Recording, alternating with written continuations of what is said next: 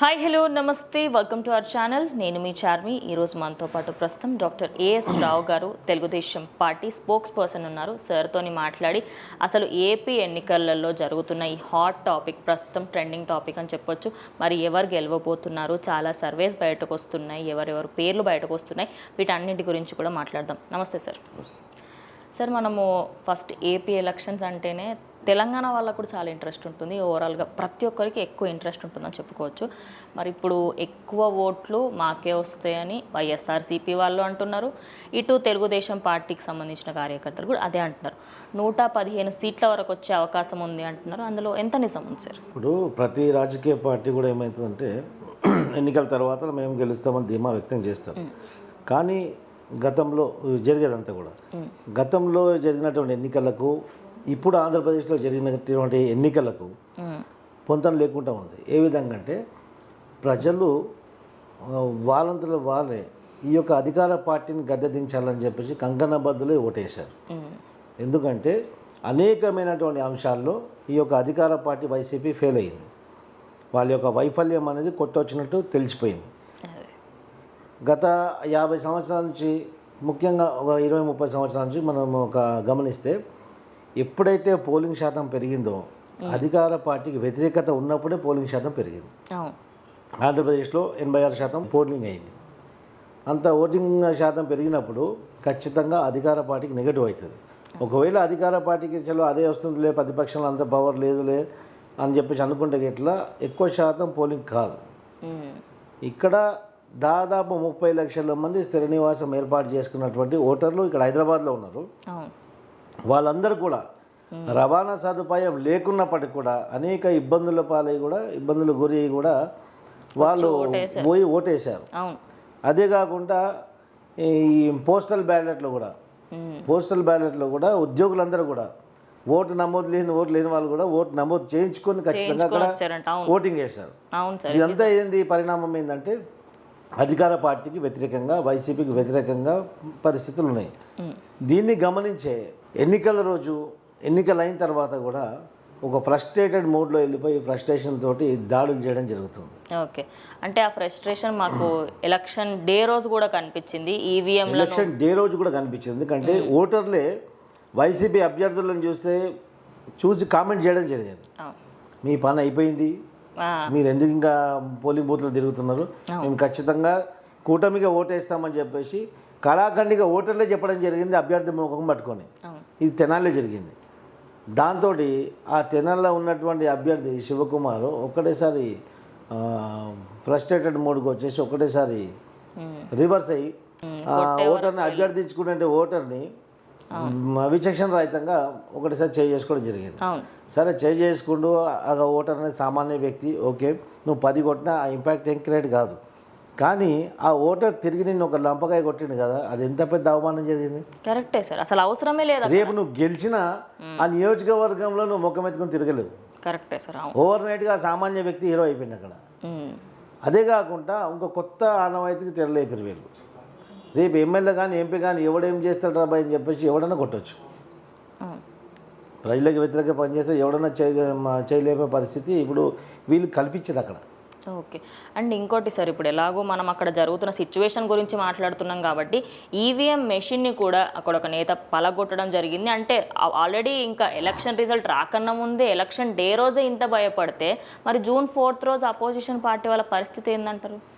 మాచర్ల మాజీ ఎమ్మెల్యే అక్కడ ఏం జరిగిందంటే ఇదే విధంగా ఓటర్లు కూడా కడాఖండిగా కొన్ని పోలింగ్ బూత్లు అయితే జై తెలుగుదేశం అని చెప్పేసి కూడా వాళ్ళు ఓటర్లు నినాదం ఇచ్చారు వాళ్ళని చూడగానే. అంటే ఓటర్లు లైన్లో నిల్చున్నటువంటి ఓటర్లందరూ కూడా తెలుగుదేశం అభిమానులు, తెలుగుదేశం ఓటేయడానికి వీళ్ళ బారులు తీరి నిల్చున్నారు. మాకు వైసీపీకి అనుకూలంగా ఎవడొక్కడు కనపడలేదు, మమ్మల్ని చూసి ఎవడు నవ్వట్లేదు, మాకు తెలుస్తుంది కదా. వైసీపీ అభిమానులు అయితే సార్ నమస్తే సార్, హలో సార్ ఏదో చెప్తారు కదా, అది మొత్తం ఎవరు కూడా ముఖం చాటేసుకున్న పరిస్థితి అక్కడ పోలింగ్ బూత్లో. దాంతో ఈయన భయపడి వెన్నులో వణుకు పుట్టి ఫ్రస్ట్రేట్ అయ్యి ఈవీఎం బాక్స్ పలగొట్టాడు. ఇప్పుడు ఒక అభ్యర్థి ఎన్నికల రోజు ఈవీఎం బాక్స్ పగలగొట్టడం అంటే అది ప్రజాస్వామ్యాన్ని విఘాతం కలిగించడం. దాని ఎంత పరిణామం తెలియదు. దీనికి కారణం ఏంటంటే కూడా నేను గతంలో ఎన్నికల కమిషన్కి ఒక లెటర్ రాసిన. ఈ మధ్యలో కూడా నేను దాని మీద కేసు కూడా వేయబోతున్నా. ఎన్నికల కమిషన్ అనేది స్వయం ప్రాతిపదిక కలిగినటువంటి ఒక వ్యవస్థ. ఓకే. అది దానికి ఏమైందంటే రాష్ట్ర స్థాయిలో, కేంద్ర స్థాయిలో, రాష్ట్ర స్థాయిలో దాని సిబ్బంది ఉంటుంది, ఎన్నికల కమిషన్ సిబ్బంది ఉంటుంది. కానీ క్షేత్రస్థాయికి వచ్చేసరికి, గ్రౌండ్ లెవెల్కి వచ్చేసరికి ఎన్నికల కమిషన్ సిబ్బంది ఉండదు. మళ్ళీ రాష్ట్ర ప్రభుత్వం యొక్క సిబ్బంది పైన వాళ్ళు ఆధారపడి ఉంటారు. ఓకే. ఈ ఓటర్ ఐడి కార్డ్స్ నమోదు చేయడంలో కానివ్వండి, ఈ నియోజకవర్గాల డీలిమిటేషన్స్ కానివ్వండి, విభజించడం కానీ, ఇవన్నీ కూడా ఈ లోకల్ మున్సిపాలిటీలు ఏమంటారు ఇవన్నీ పంచాయతీలు ఇవన్నీ కూడా లోకల్ రాష్ట్ర ప్రభుత్వం యొక్క ప్రభుత్వ ఉద్యోగులపైనే ఆధారపడి ఉంటారు. వీళ్ళు ఇచ్చేటువంటి నివేదికనే వాళ్ళు యాక్సెప్ట్ చేస్తారు. కేంద్ర ఎన్నికల కమిషన్కి సపరేట్గా సిబ్బంది లేకపోవడం వల్ల ఏం జరుగుతుందంటే, ఈ ఎప్పుడైతే డీలిమిటేషన్ జరుగుతుందో, ఆ డీలిమిటేషన్ జరిగినప్పుడు అధికార పార్టీ ఎక్కడ అవసరం ఉంది, ఎక్కడ ఓటింగ్ మనకు అనుకూలంగా ఉంది, ఎక్కడ లేరని చెప్పేసి వీళ్ళు అనుకూలంగా ఉన్నట్టు ఆ మ్యాప్ గీసుకోవడం జరుగుతుంది. ఆ డీలిమిటేషన్లో అవకతవకలు జరగడము, ఈ యొక్క ఓటర్ ఐడి కార్డ్స్లో బతుకున్న చనిపోయినట్టు చూపించడం, చనిపోయిన బతుకున్నట్టు చూపించడము, ఒక ఐడికి ఒక్కటే ఇంటి పైన దాదాపు 100 ఓట్లు ఉండడం, అది పక్క రాష్ట్రం నుంచి తీసుకొచ్చి అక్కడ ఓటింగ్ వేయించడం, మళ్ళీ ఈ యొక్క ఆధార్ కార్డ్ లింక్ కాకపోవడం, ఈ యొక్క ఓటర్ ఐడి అనేది ఆధార్కి లింక్ చేసి ఖచ్చితంగా బయోమెట్రిక్ వెళ్తే ఓటరు పోలింగ్ బూత్కి వచ్చే అవసరం కూడా లేదు. మీరు ఇంటి నుంచే ఓటీపీ వచ్చేస్తే ఇంటి నుంచే మీరు ఓటింగ్ వేసుకోవచ్చు. ఆ ప్రక్రియ అనేది ఖచ్చితంగా స్టార్ట్ చేయాలి. చేస్తే ఏమవుతుంది, ఈ యొక్క రిగ్గింగ్ అనేది జరగదు. అంటే ఇప్పుడు టెక్నాలజీ పెరిగింది కాబట్టి ఇంకా అటువంటి చేస్తే ఇంకా ఎక్కువ ఛాన్సెస్ ఏమి ఉండే సార్ ఓట్లు ఎక్కువ వేయడానికి? ఎట్లా వేస్తారు మీరు? ఒక్కసారి మీకు అయిన తర్వాత, ఒక్కసారి మీకు ఆధార్ లింక్ అయిన తర్వాత, మీ ఆధార్ ద్వారా లింక్ అయిపోతే, మీ ఓటర్ ఐడి లింక్ అయిపోతే, మీరు ఒకసారి ఓటు వేసిన తర్వాత ఓటీపీ వచ్చేస్తుంది. ఓటీపీ వచ్చి మీరు ఓటు వేసిన తర్వాత అది బ్లాక్ అయిపోతుంది. ఇక మీకు ఈ మార్పు మీరు రావాలని ఫిలప్ అయిపోతుంది. ఖచ్చితంగా ఈ EVM voter ID card Aadhaar ఖచ్చితంగా లింక్ కావాలా, బయోమెట్రిక్ సిస్టమ్ రావాలా. బయోమెట్రిక్ సిస్టమ్ వస్తేనే ఖచ్చితంగా ఈ ట్యాంపరింగ్ అనేది కాదు, ఇది మీకు బోగస్ ఓటింగ్ అనేది కాదు. ఇక్కడ బోగస్ ఓట్లు కూడా ఉండరు. అది కూడా కరెక్ట్ సార్. ఇది ఒకటి ప్రక్షాళన చేయాలి. అదే కాకుండా క్షేత్రస్థాయి వరకు కూడా ఎన్నికల కమిషన్ సిబ్బంది ఉండాలి. ఆ సిబ్బందికి వేరే వాళ్ళకు సంబంధం ఉండకుండా ఉండాలి. అప్పుడు ఈ యొక్క ట్రాన్స్పరెన్సీగా ఎన్నికలు అనేది జరుగుతాయి. ఈ యొక్క ఈవీఎం బాక్సులు పలగొట్టడం అప్రజాస్వామ్యం. ఈవీఎం బాక్స్ పలగొట్టడమే కాకుండా అక్కడ ఉన్నటువంటి సిబ్బంది, రిటర్నింగ్ ఆఫీసర్ కూడా ఈరోజు వారం రోజుల తర్వాత ఆ వీడియో బయటికి రావడం అంటే, ఎన్నికల రోజే ఆ వెబ్ క్యామ్లో రికార్డ్ అయింది బయటికి ఎందుకు రాలేదు, ఎందుకు అతని పైన కేసు నమోదు చేయలేదు అక్కడ ఉన్నటువంటి అధికారి అంటే, దీనికి కారణం ఏంటంటే ఇందాక నేను చెప్పినట్టు కేంద్ర ఎన్నికల కమిషన్, రాష్ట్ర ఎన్నికల కమిషన్ కానివ్వండి, ఈ రాష్ట్ర ప్రభుత్వం యొక్క ప్రభుత్వ ఉద్యోగులపైనే, ఇక్కడ సిబ్బంది పైనే ఆధారపడి ఉంది. దానికి ఉదాహరణ చెప్తాను. ఇంకోటి, మన గుడివాడ నియోజకవర్గంలో కోడాలి నాని నియోజకవర్గంలో అప్పుడు మన ఎలక్షన్లో నామినేషన్ వేసినప్పుడు అఫిడేవిట్లో ఇన్కమ్ లయబిలిటీస్లో కొన్ని అవకతవకలు ఉన్నాయి. దాన్ని మేమేం చేసాము, తెలుగుదేశం పార్టీ నాయకులు స్క్రూటినీలో ఆయన నిరాకరించండి అని చెప్పేసి అబ్జెక్షన్ తెలిపినప్పుడు కూడా ఆయన వస్తున్నటువంటి ఇన్కమ్ కూడా చూపించలేదు, పొందుపరచలేదు. దీనికి ఎలక్షన్ అంటారు రూల్ బుక్ ప్రకారంగానే ఆయన నామినేషన్ తిరస్కరించాలని చెప్పేసి ఎంత ఒత్తిడి చేసినా ఆ యొక్క రిటర్నింగ్ అధికారి పద్మావతమ్మ ఆమె ఏరుకోరి కొడాలి నాని తీసుకొచ్చి ఇక్కడ ఆర్డీఓగా పోస్టింగ్ వేయించుకుంది కాబట్టి ఆయన స్వామి భక్తి చాటుకొని ఆ నామినేషన్ తిరస్కరించకుండా ఆమోదించింది. ఇలాంటి రాష్ట్ర ప్రభుత్వ ఎంప్లాయీస్ వాళ్ళ సిబ్బంది పైన ఆధారపడి ఉండడం వల్ల ఇలాంటి అవకతవకలు తావు జరుగుతుంది. అదేవిధంగా ఇప్పుడు మాచర్లలో ఆయన ఈవీఎం మిషన్ పలగొట్టిన తర్వాత రెగ్యులర్గా మాకు విజువల్స్ ఇవ్వండి, వెబ్కామ్ విజువల్స్ ఇవ్వండి అని చెప్పేసి తెలుగుదేశం పార్టీ వాళ్ళు ప్రెషర్ చేస్తే మేము కోర్టుకు వెళ్తామంటే ఇప్పుడు ఆ విజువల్స్ రిలీజ్ చేశారు. ఇప్పుడు ఏం చేస్తున్నారు? ఇప్పుడు ఎన్నికల కమిషన్ కళ్ళు తెరుచుకుంది. ఇప్పుడు ఆ ఈవీఎం ఇలా పలగొడితే ఆ క్యాండిడేట్ పైన ఏం చేయాలి? క్యాండిడేట్ని డిస్క్వాలిఫై చేయాలి ఇమ్మీడియట్లీ. ఒకవేళ ఆ రామకృష్ణారెడ్డిని డిస్క్వాలిఫై చేయకపోతే ఖచ్చితంగా అవసరమైతే సుప్రీంకోర్టు వరకు వెళ్తాం. ఓకే. ఇలాంటి ప్రజాస్వామ్యాన్ని కాపాడడంలో ఈ యొక్క ఓటింగ్ అనేది పెద్ద ప్రక్రియ. ప్రపంచంలోనే అతిపెద్ద ప్రజాస్వామ్యంలో మనది. ఇది ఒక గౌరవప్రదమైనటువంటి ఒక ప్రక్రియ ఇది ఓటింగ్ అనేది. దీంట్లో అవకతవకలు చేయడం అంటే ప్రజాస్వామ్యాన్ని విఘాతం కలిగించడం, ప్రజాస్వామ్యం పైన మనకు నమ్మకం లేకపోవడం. ఈ విషయాన్ని ప్రజలందరూ గమనించారు. అందుకే వన్ సైడ్ రొటేషన్, వారు వన్ సైడ్ అంటారు కదా, వారు వన్ సైడ్ అయిపోయింది. కూటమి గెలవకపోతుంది. ఖచ్చితంగా 150 సీట్లు రాబోతున్నాయి. ఖచ్చితంగా 150 దగ్గర 150, 130, 150 సీట్లు తెలుగుదేశం పార్టీకి రాబోతున్నాయి. అనేక సర్వేలు కూడా కూటమి వైపే పాజిటివ్గా ఉన్నాయి. వాళ్ళ రిపోర్ట్లు కూడా 115 నుంచి 130 వరకు వచ్చే ఛాన్సెస్ ఎక్కువ ఉన్నాయి. వాళ్ళకి ఆల్రెడీ తెలిసిపోయింది. వాళ్ళకి ఆల్రెడీ ఓటర్ ఒక నాడి తెలిసిపోయింది. వాళ్ళకు ఓటర్ యొక్క మైండ్ సెట్ తెలిసిపోతుంది కదా, వాళ్ళ మోడ్ ఆఫ్ ఓటర్ ఎట్లా ఉంది తెలిసిపోయిన తర్వాత అదేవిధంగా ఈరోజు అక్కడ కూడా పల్నాడులో కూడా మాజీ మంత్రి అనిల్ కుమార్ 40 వాహనాలు తీసుకొని 100 మందిని తీసుకొని ఊరిపైన దండెత్తి ఊరిపైన దాడి చేయడం జరిగింది. వాహనాలు ధ్వంసం చేస్తున్నారు. ఈ మళ్ళీ ఒకసారి వీళ్ళు ఓటు అడగడానికి ప్రజల్లోకి పోతారా? పోరని వాళ్ళకి తెలుసు కాబట్టి వాళ్ళు కనుమరుగైపోవడం ఖాయం. ఖచ్చితంగా రేపు 4వ తారీఖు తెలుగుదేశం పార్టీ, జనసేన యొక్క బీజేపీ యొక్క కూటమి ఘన విజయం సాధిస్తుంది. ఆ తర్వాత త్వరలోనే చంద్రబాబు నాయుడు గారు ముఖ్యమంత్రిగా, చంద్రబాబు నేను ముఖ్యమంత్రిగా ప్రమాణ స్వీకారం చేస్తారు. ఈ యొక్క వాణి మొత్తం తెలుగు రాష్ట్రాలు వినబోతుంది. రానున్న కాలంలో ఆంధ్రప్రదేశ్ రాష్ట్రం కూడా అభివృద్ధి దిశలో పయనిస్తుందని చెప్పేసి ఆశిస్తున్నాం. ఓకే సార్, ఇప్పుడు మనము ఎలాగో కూటమి గురించి మాట్లాడుకుంటున్నాం కాబట్టి ఇప్పుడు యూత్ అందరికీ తెలుసుకోవాలనుకుంటున్న విషయం ఏంటంటే పిఠాపురం గురించి 150,000 మెజారిటీ వస్తుంది పవన్ కళ్యాణ్ గారికి అని చెప్పేసి వార్తలు వచ్చినాయి. ఆఖరికి వంగా గీత గారు అపోజిషన్ పార్టీలో ఉన్న ఆవిడ కూడా ఆయనకే మెజారిటీ వచ్చే అవకాశాలు ఉన్నాయని ప్రెస్లో చెప్పేస్తుంది డైరెక్ట్. అంటే ఆల్రెడీ వాళ్ళు ఓటమిని ఒప్పేసుకున్నారంటారా? అంతే మరి. ఎందుకంటే పవన్ కళ్యాణ్ గారిని అసెంబ్లీకి రానియకుండా చేయాలని చెప్పేసి జగన్మోహన్ రెడ్డి యొక్క పెద్ద కుట్ర. కుట్రలే భాగంగానే మారిరామ జోగన్, ముద్రగడని 2 జోకర్లను తీసుకొచ్చి మా కూటమి ఇరగొట్టాలని చెప్పేసి పవన్ కళ్యాణ్ మిస్గైడ్ చేయాలని చెప్పేసి అనేక లెటర్లు రాసి అనేక మిస్అండర్స్టాండింగ్ క్రియేట్ చేయడానికి ట్రై చేశారు. పవన్ కళ్యాణ్ చెప్పుతోడు కొట్టినట్టు బహిరంగ సభలు చెప్పాడు, మాకు ఎవడి గొట్టంగాడు సూచన సలహాలు మాకు అవసరం లేదు, నా బలం ఏంటో నాకు తెలుసు, నేను కూటమిలో ఉంటాను, వారు ఇచ్చిన సీట్లు ఎన్నో 21 సీట్లు నేను కాంటాక్ట్ చేస్తున్నా, దట్స్ ఇట్, నాకు ఎవరి సలహాలు అవసరం లేదు, నేను ఎవరి సలహాలు తీసుకునే పొజిషన్లో లేను అని చెప్పేసి క్లియర్గా చెప్పాడు. నేను 10 సంవత్సరాలు ఏ అధికారం లేకుండా ప్రజల్లో అనునిత్యం ప్రజా సమస్యలపై స్పందిస్తున్నా, నాకున్నటువంటి పరిపక్వత నాకు తెలుసు అని చెప్పేసి కరాఖండిగా చెప్తూ ఈ యొక్క వైసీపీ పంపించినటువంటి 2 ముసలినక్కల ముసుగు తొలగిపోయింది. వాళ్ళు ఏం చేశారు, తర్వాత వైసీపీలో టికెట్ తెచ్చుకొని వైసీపీ కండవ కప్పుకొని ఓపెన్గా వచ్చి పవన్ కళ్యాణ్కి వ్యతిరేకంగా అక్కడ పనిచేయడం జరుగుతుంది. అదే కాక కొంతమంది కాపులని పోగు చేసి పవన్ కళ్యాణ్కి వ్యతిరేకంగా పోటీ చేయమని చెప్పి వ్యతిరేకంగా కార్యక్రమాలు చేయడం జరుగుతుంది. అయినప్పటికీ కూడా ఒకవైపు కాపులందరూ కూడా ఒక దాటిపై వచ్చారు. ఈసారి కానీ పవన్ కళ్యాణ్ గెలవకపోతే కాపుల పైన విశ్వాసం ఉండదు, రాజకీయ వ్యవస్థలో ఏ పార్టీ కూడా కాపులను నమ్మదని చెప్పేసి వాళ్ళు కూడా కడాఖండిగా ఏదేమైనప్పుడు కూడా పవన్ కళ్యాణ్ని గెలిపించాలని చెప్పేసి వాళ్ళు కంకణబద్దులై ఉన్నారు.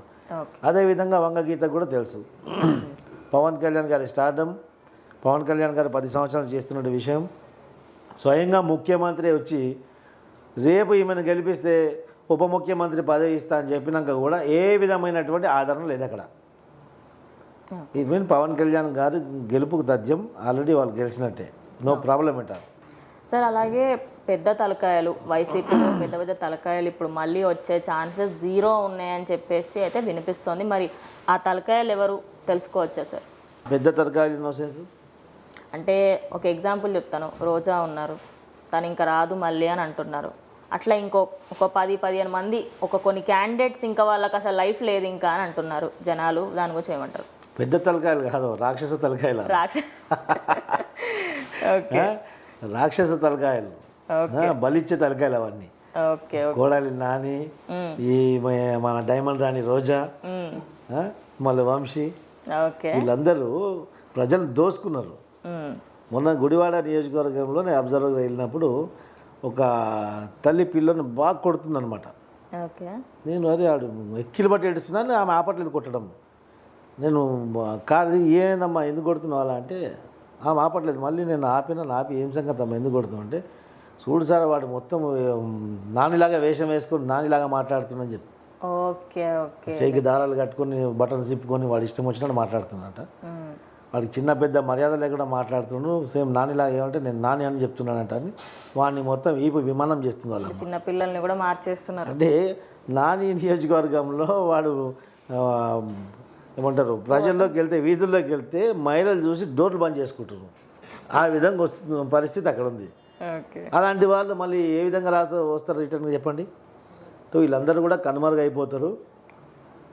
ఆల్రెడీ వాళ్ళకి వచ్చేది ఒక సింగిల్ డబుల్ డిజిట్. దాంట్లో ఈ పెద్ద తలకాయలు రాక్షస తలకాయలు అన్నీ పోతాయి. ఆ తర్వాత ఇంకా మిగతా ఈ స్కామ్లు అన్నీ బయటకు వస్తాయి. ఇసుక స్కామ్లు, ఈ యొక్క లిక్కర్ స్కాము. లిక్కర్ స్కామ్ అక్కడ ఆమె ఈ మా తెలంగాణలో ఉన్న బతుకమ్మ అక్కడ బయట అమ్మి పరిశాన్ అయింది. ఇక్కడ మనోళ్ళకే దాయిపించి అది నెత్తికి పెట్టుకున్నాడు ఇప్పుడు. ఎందుకంటే ప్రభుత్వ షాప్ పెట్టి ప్రభుత్వం ద్వారానే వైన్ షాపులు విక్రయిస్తున్నారు. ఇస్తున్నప్పుడు నాణ్యత ప్రమాణం లేనటువంటి మద్యం అక్కడ అమ్ముతున్నారు. అక్కడ విక్రయిస్తుంటే ఆ అమ్మే మద్యం కూడా డిస్టిలరీ నుంచి ఎంత వైన్ షాప్కి వస్తుంది, ఎంత అమ్ముతున్నారు, ఎంత లాభం వస్తుంది, వచ్చిన లాభం అనేది ప్రభుత్వ ఖజానాకు పోవాలా. అప్పుడు ఏమన్నా అక్కడ బిల్లింగ్ సిస్టమ్ ఉండాలా. మీకు బిల్లింగ్ సిస్టమే లేదు. డిస్టిలరీ నుంచి ఎంత వస్తుంది, ఎంత అమ్ముతున్నారు, బిల్లింగ్ సిస్టమ్ ఎప్పుడు ఉంటుంది? మీరు బిల్లు ఇస్తే అక్కడ బిల్లు ఇవ్వడు. ఈరోజు రోడ్డు పైన కూర్చొని చెప్పులు కొట్టుకుంటాడు కూడా యూపీఐ ట్రాన్సాక్షన్ 10 రూపాయలు అంతా కూడా స్కాన్ చూపిస్తున్నాడు. స్కాన్ చేయండి సార్ అని చెప్పి. అక్కడ ఏం రోగమైంది మరి? ఏ ఒక్క వైన్ షాప్లో కూడా మీకు డిజిటల్ ట్రాన్సాక్షన్ యాక్సెప్ట్ చేయరు, bills only cash. It mean అదంతా తాడేపల్లి కొంపకే పోతుంది కదా. ఇది స్కామ్ కదా. అంటే ఇవన్నీ ఫ్యూచర్లో బయటపడతాయి అంట ఖచ్చితంగా. రేపు ఎన్నికల్లో తెలుగుదేశం పార్టీ అధికారం చేపట్టిన వారం రోజుల లోపలనే ఈ లిస్ట్ మొత్తం చిట్టపట్ట మొత్తం బయటకు వచ్చేస్తుంది. ఒకడొక్కడు పోయి ఆడికి వచ్చేస్తారు. ఓకే. మరి సార్ అంటే గెలిచిన తర్వాత ఇన్ కేస్ టీడీపీకి సంబంధించి కూటమి గెలిస్తే పవన్ కళ్యాణ్ గారిని కేంద్ర క్యాబినెట్లోకి పంపిస్తారు అన్నట్టుగా అయితే వార్తలు వినిపిస్తున్నాయి. అది నిజమేనా? ఆయన వెళ్తారా? పవన్ కళ్యాణ్ గారు అసెంబ్లీ కాంటెస్ట్ చేస్తున్నారు. ఆయన ఎంపీగా పోటీ చేయట్లేదు, ఎమ్మెల్యేగా పోటీ చేస్తున్నారు. కాబట్టి ఖచ్చితంగా పవన్ కళ్యాణ్ గారికి మా యొక్క కూటమి తరఫు నుంచి ఈ ప్రభుత్వంలో అందరికంటే ఎక్కువ ప్రాధాన్యత ఇవ్వడం జరుగుతుంది. అంటే మళ్ళీ ఫ్యూచర్లో ఏమన్నా అది బీజేపీ పార్టీకి పవన్ కళ్యాణ్ మధ్యలో ఉన్నటువంటి ఒప్పందము, వాళ్ళ అండర్స్టాండింగ్. ఎందుకంటే కేంద్రంలో మంత్రి పదవి ఇచ్చేది మేం కాదు, కేంద్రంలో అధికారం చేపట్టేది మేం కాదు. కరెక్టే సార్. అది బీజేపీకి పవన్ కళ్యాణ్కి ఉన్నటువంటి అండర్స్టాండింగ్. ఒకవేళ కేంద్రంలో ఆయనకు కేంద్ర మంత్రి పదవి ఆఫర్ చేసి ఆయన అక్కడ రమ్మని చెప్తే ఇక్కడ ఎమ్మెల్యే పదవి రాజీనామా చేయాల్సి వస్తుంది. రాజీనామా చేసి ఒక రాజ్యసభనో లేకుంటే ఎలాగో మళ్ళీ ఇంకా ఎట్లో ఉంటే అక్కడ వెళ్ళాల్సి వస్తుంది.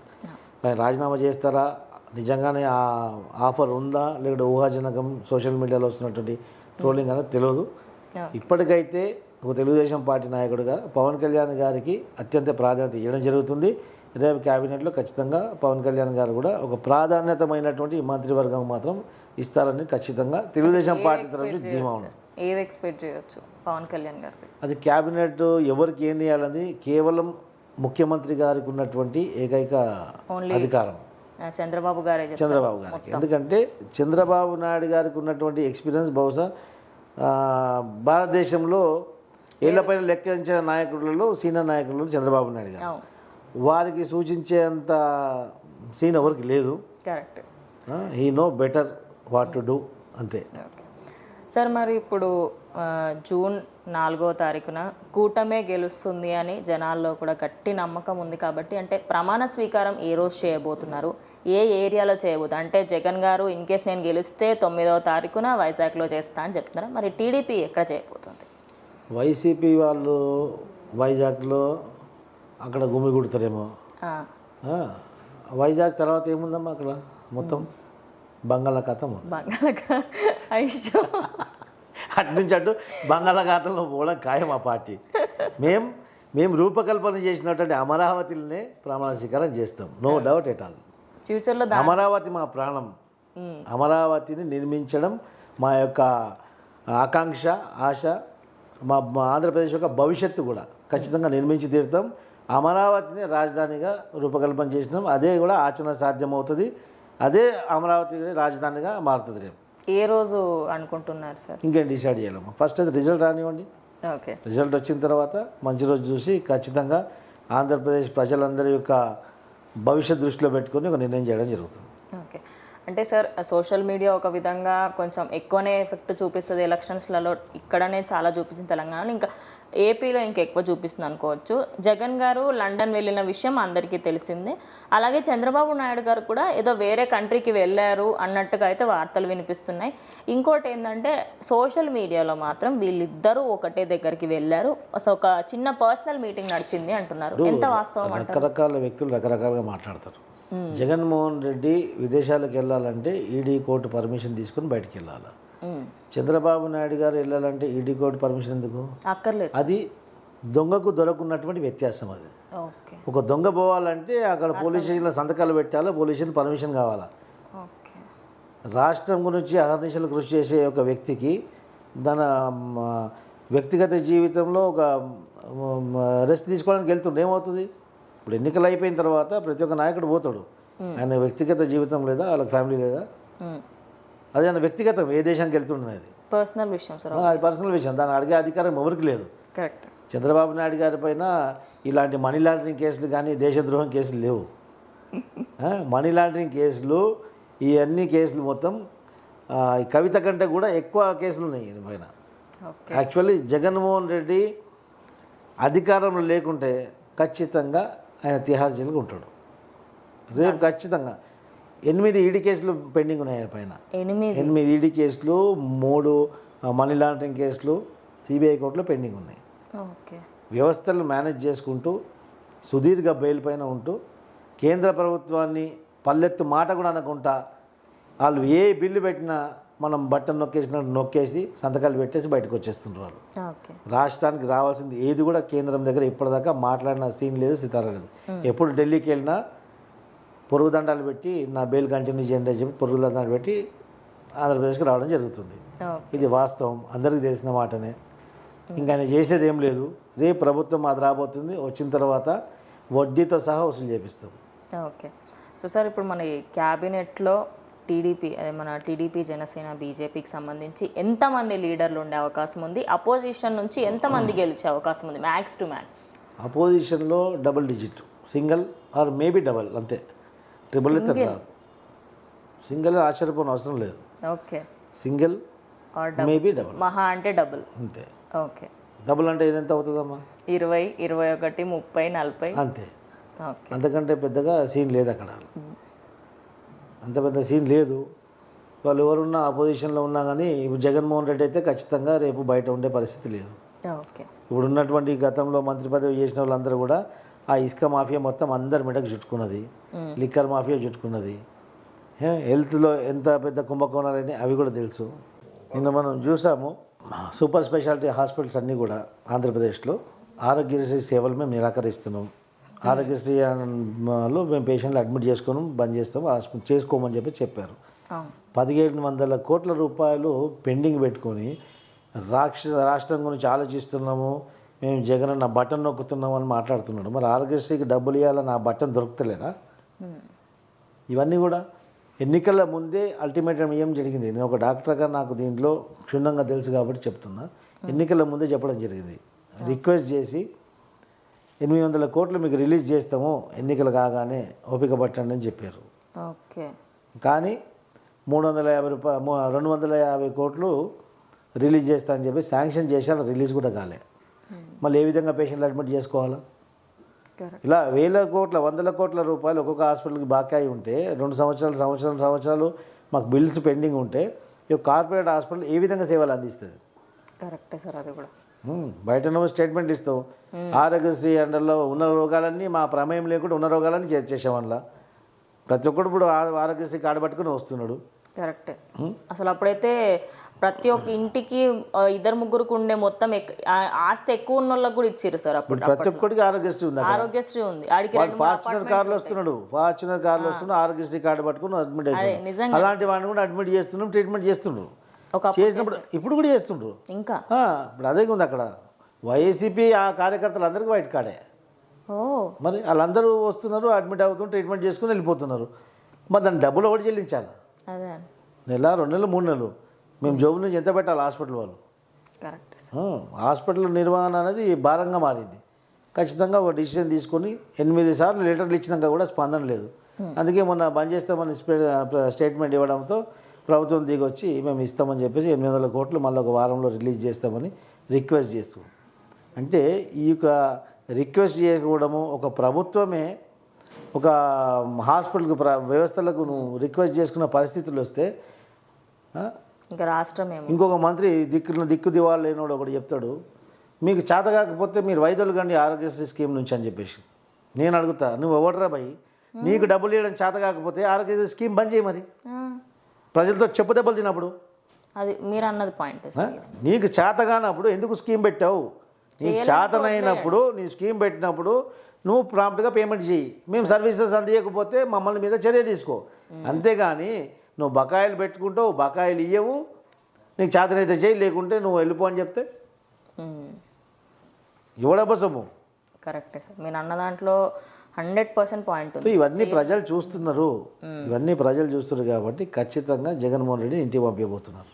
ఓకే సార్, ఫైనల్గా అసలు ఇది ఎన్నికలు స్టార్ట్ కాకన్నా ముందు నేను ఎందుకు ఇన్నిసార్లు సోషల్ మీడియా అంటున్నా అంటే తెలంగాణలో చాలా ప్రభావం చూపించింది ఎన్నికల టైంలో సోషల్ మీడియా. ఏపీలో కూడా జగన్కి చాలా సపోర్టివ్గా మాట్లాడారు చాలామంది, లైక్ జగనే తోపు, మా జగన్ అన్న తోపు అని అవి ఎక్కువ పోర్ట్రేట్ అయ్యాయి. అండ్ దాని తర్వాత ఏంటంటే జనాలు కూడా కన్ఫ్యూజన్లోనే ఉన్నారు అని చెప్పేసి అన్నారు. కానీ సర్వేస్ పరంగా చూసుకుంటే ఓట్ వేసేటప్పుడు మాత్రం ప్రతి ఒక్కరికి క్లారిటీ ఉంది అంటున్నారు. ఇప్పుడు ఓవరాల్గా చూసుకుంటే సోషల్ మీడియా వాళ్ళకి ఇన్ఫ్లుయెన్స్ చేసిందంటారా? ఏం చేయలేదు, ప్రజలకు తెలుసు. ఎందుకంటే ఓటర్కు ఏం చేయాలనేది నాలెడ్జ్ వచ్చేసింది. ఓటర్ ఇప్పుడు ఏమి జరుగుతుందంటే నేను ఓటేసి వచ్చి నేను వైసీపీకి ఓటేయలేదు, తెలుగుదేశంకి ఓటేసానని ఒకవేళ బై ఛాన్స్ కూడా బయట చెప్తే అక్కడ తిరుగుతున్న వాలంటీర్లు వాళ్ళకి చెప్పడము, వాటిపైన సీక్రెట్గా దాడి చేయడము, ఈ దాడులకు భయపడి ప్రజలు వైసీపీకి వ్యతిరేకంగా ఓటేసినా కానీ బయట చెప్పట్లేదు. సైలెంట్ ఓటింగ్ జరిగిందంటారా? సైలెంట్ ఓటింగ్ జరిగింది అక్కడ మాకున్నటువంటి సమాచారం. ఓకే, అన్ని వ్యవస్థలకు కూడా ఉన్నటువంటి సమాచారం, ఇంటెలిజెన్స్ సమాచారం కూడా అదే ఉంది. ఓకే, అందుకే కదా ఫ్రస్ట్రేట్ అయ్యి అక్కడిక్కడ మేము వైసీపీకి వ్యతిరేకంగా చేసిన వైసీపీ పోతుందని చెప్పేసరికి వీళ్ళు ఫ్రస్ట్రేషన్లో వచ్చేసి వాళ్ళ మీద దాడి చేస్తుండ్రు. లాస్ట్ ఛాన్స్ కదా, అంతే. ఇక ఎలాగో వాళ్ళ రాష్ట్రంలో ఉండరని చెప్పి తెలుసు వాళ్ళకు, ఈ విధంగా దాడి చేస్తుండ్రు. ఏదేమైనప్పుడు కూడా కూటమి ప్రభుత్వంలోకి వస్తుంది, ఖచ్చితంగా ఆంధ్రప్రదేశ్కి మంచి రోజులు రాబోతున్నాయి. ఓకే, అంటే వాళ్ళకు క్లారిటీ ఉంది కాబట్టి ఇలా చేస్తలేదు. క్లారిటీ ఉంది. Okay, thank you sir, thank you so much.